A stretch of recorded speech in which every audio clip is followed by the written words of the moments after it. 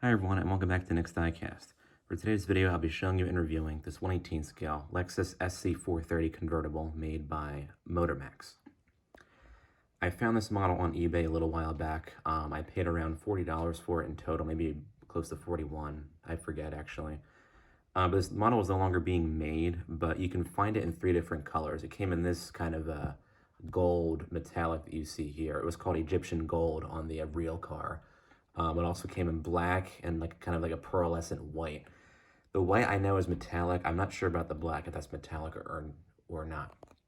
But these don't pop up too frequently online. But when they do, 9 times out of 10, it's usually the gold version that does. The black and white versions seem to be the more rare colors.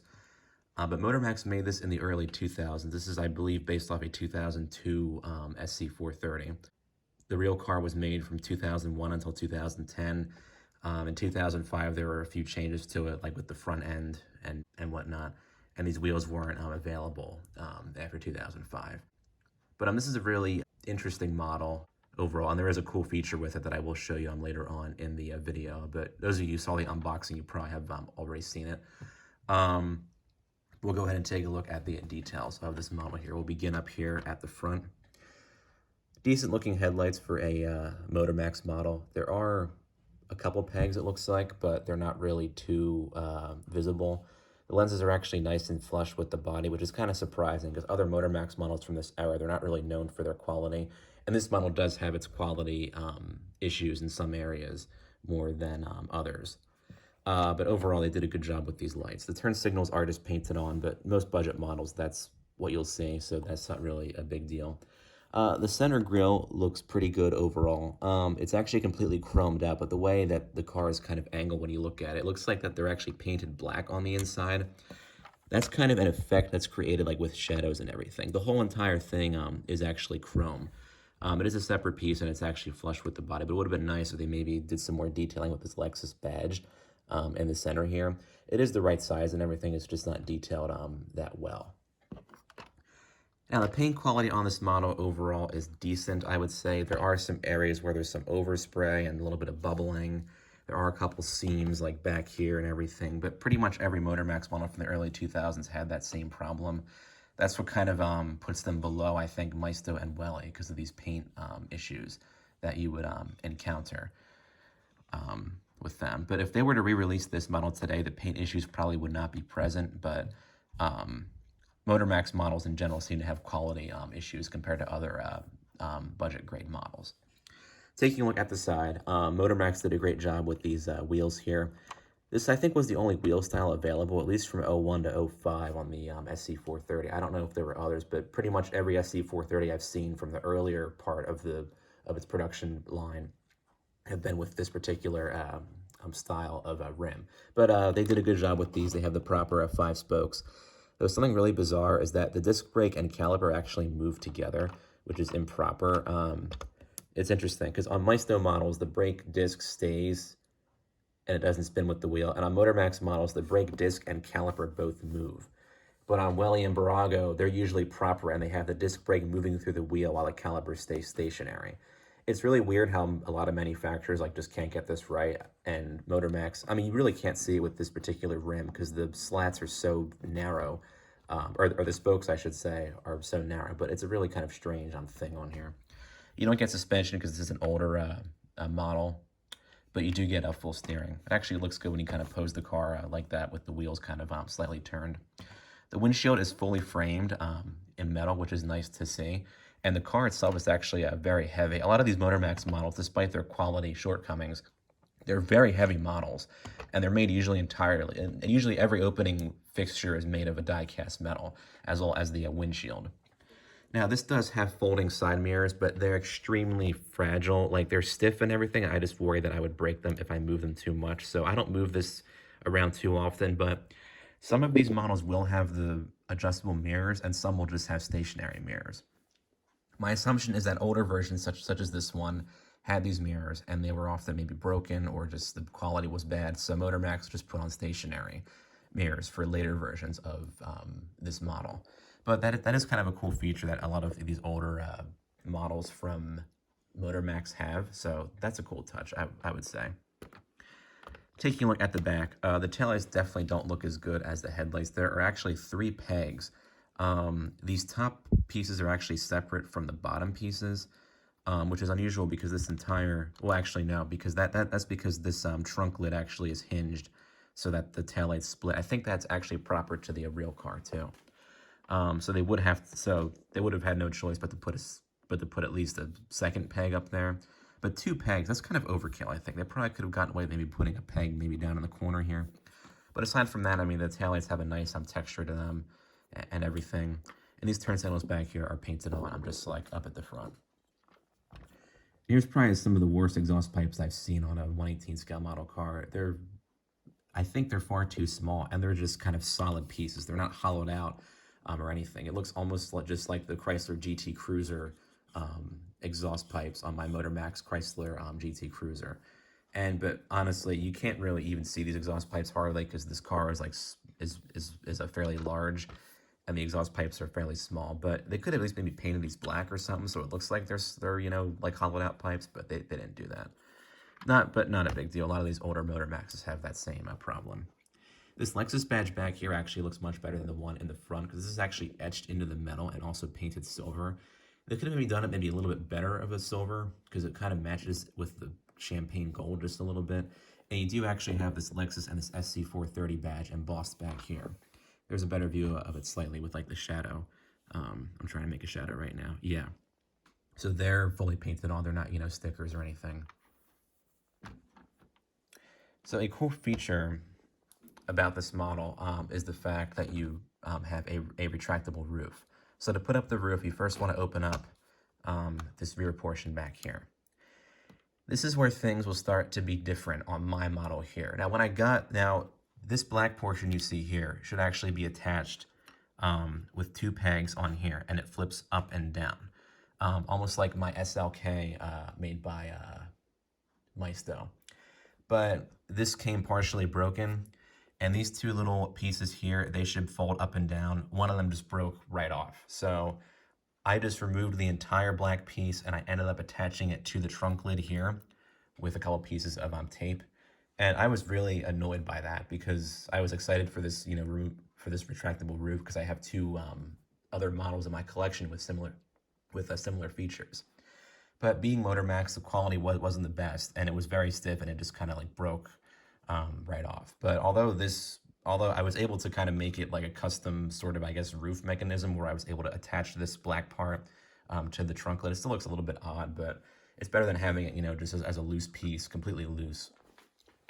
So this, in other words, this should be attached to the back of the seats here, and it should move up and down. So you just pull open the trunk lid back here, and then here's your roof back here. I'm just glad that this roof didn't break because I wouldn't have been able to fix that because I've seen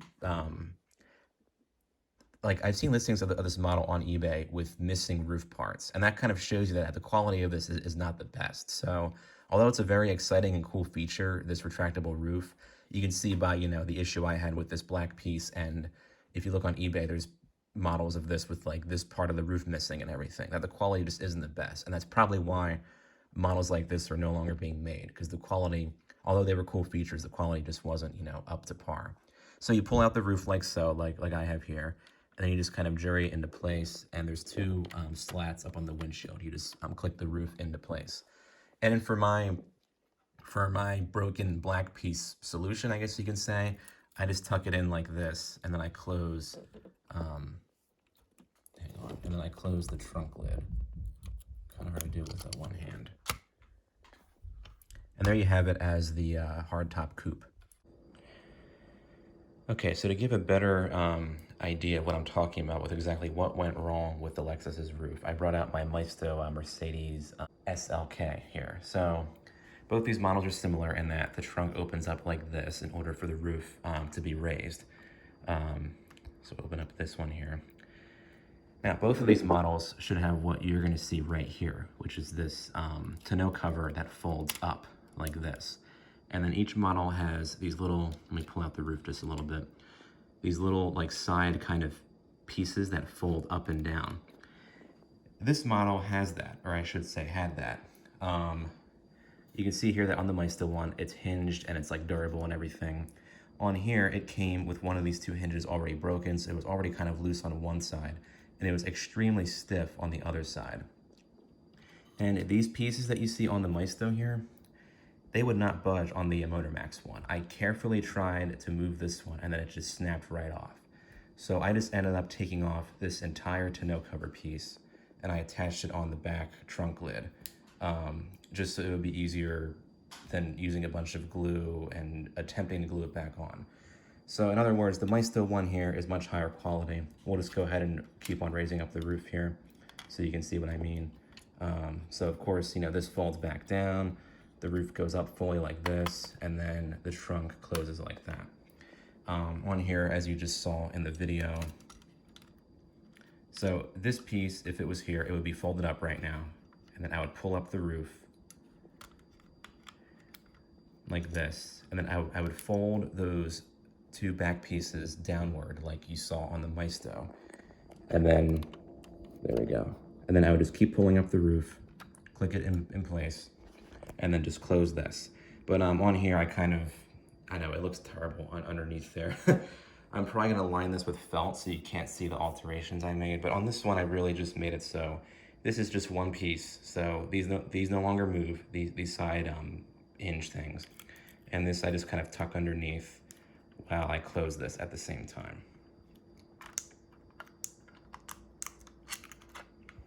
And there you have it. This model looks, I think, really good both with the roof up and the roof down. Of course, the roof is a slightly different kind of pigment of paint than the rest of the car because you have metal on, because you have like plastic compared to the metal. And there is kind of like a sizable gap here. Like if you want just a retractable hardtop car in your collection in general, I would probably go for the Maisto Mercedes SLK, because that I think has slightly better quality with its roof feature. And this SC430 is actually also made by Barago and Maisto too, but their versions will not come with this retractable roof. So, but despite the retractable roof being on here, the quality is not the best. So it really is kind of up to you, I guess. I mean, it is really cool. Like I love this feature, but that black piece, you know, pretty much being broken and everything, that's kind of bothersome. And seeing that it's kind of a frequent pattern that this roof has issues on the model. But if you don't, you know, I don't really use the roof that often on here. I'll display it with the roof up or the roof down and just leave it like that. And then when I store it, I'll usually just keep it how I had it out. It's not really something made to like last forever, is what I'm trying to say here, which is unfortunate because it is a very cool feature.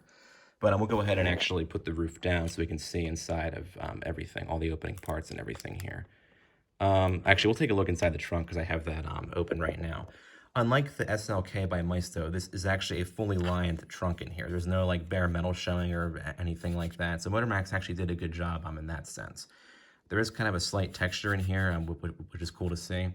I think the SC430 should have some kind of like spare tire back here too, but Motormax just kind of left this. I think they needed to make this kind of a blocky looking section so they could fit the roof in there. But it's nice how it's not just, you know, bare metal or anything. They actually line it fully in plastic, as you can see here. So we'll go ahead and put the roof back down.